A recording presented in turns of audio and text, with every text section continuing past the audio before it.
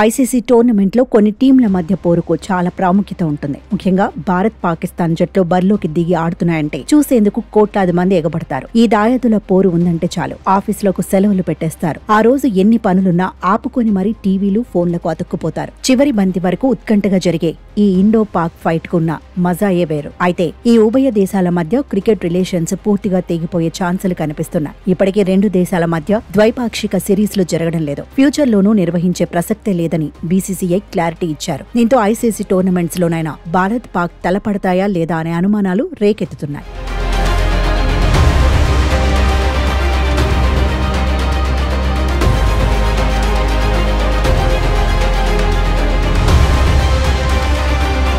Indo Pak మధ్య ద్వైపాక్షిక series లో ఉండవని బీసీసీఐ తేల్చేసింది. కానీ ఐసీసీ టోర్నీలో ఇరు టీమ్స్ తలపడతాయా లేదా అనేది మాత్రం క్లారిటీ ఇవ్వలేదు. అయితే పహల్గామ్ దాడి నేపథ్యంలో ఐసీసీ టోర్నీలో పాకిస్తాన్ తో గ్రూప్ స్టేజ్ లో అస్సలు ఆడొద్దని టీమిండియా భావిస్తోందనే రూమర్స్ వినిపిస్తున్నాయి. ఈ మేరకు ఐసీసీకి బీసీసీఐ పెద్దల నుంచి లెటర్ కూడా వెళ్లిందని తెలుస్తోంది. ఫ్యూచర్ లో వరల్డ్ కప్, ఛాంపియన్స్ ట్రోఫీ లాంటి మెగా టోర్నీలో ఇండో పాక్ ను ఒకే గ్రూప్ లో ఉంచొద్దని లేఖలో బీసీసీఐ పేర్కొన్నట్లు తెలుస్తోంది. దీనిపై బోర్డు వర్గాలు మాత్రం క్లారిటీ ఇవ్వడం లేదు.